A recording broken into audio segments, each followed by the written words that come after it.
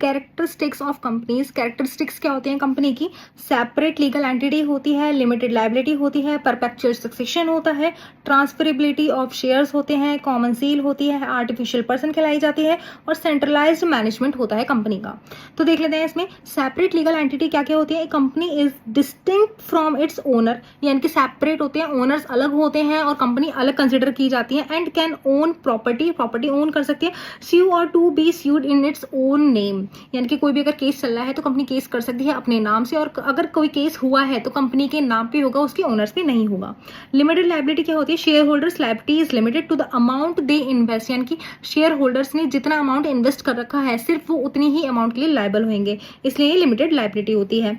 Perpetual succession क्या होता है? यहाँ पे एक company continues to exist even if its owners और शेयर होल्डर्स चेंज। अगर कंपनी के कोई भी मेंबर्स या फिर कोई शेयर होल्डर्स हो गए या कोई भी ओनर्स हो गए, कोई भी अगर चेंज हो रहा है किसी भी तरीके से, तो फिर भी कंपनी क्या होगी? कंपनी कंटिन्यू रन करती रहेगी, उसे बोलते हैं हम परपेचुअल सक्सेशन।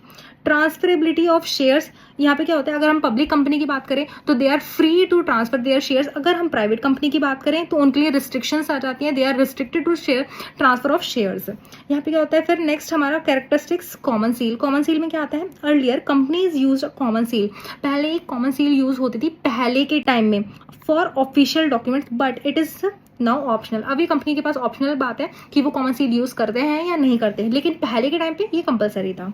नेक्स्ट पॉइंट है हमारा आर्टिफिशियल पर्सन। इसमें क्या होता है? एक company has legal rights, company के पास लीगल राइट्स होते हैं and obligations, but exist only in law. Company सिर्फ और सिर्फ लॉ की नज़रों में ही एग्जिस्ट करती है, उसे बोलते हैं हम आर्टिफिशियल पर्सन। क्योंकि कंपनी क्या है? एक सेपरेट लीगल एंटिटी है, काम कर रही है, स्यू हो सकती है और टू बी स्यूड हो सकती है, इसलिए ये एग्जिस्ट करती है but only in the eyes of law. Next क्या हो जाएगा? Centralised management. कंपनी का मैनेजमेंट कैसा होता है?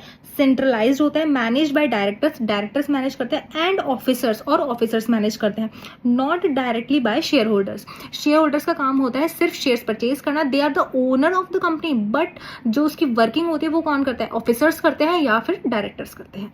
तो ये सारे पॉइंट्स होते हैं हमारे कंपनी की कैरेक्टरिस्टिक्स।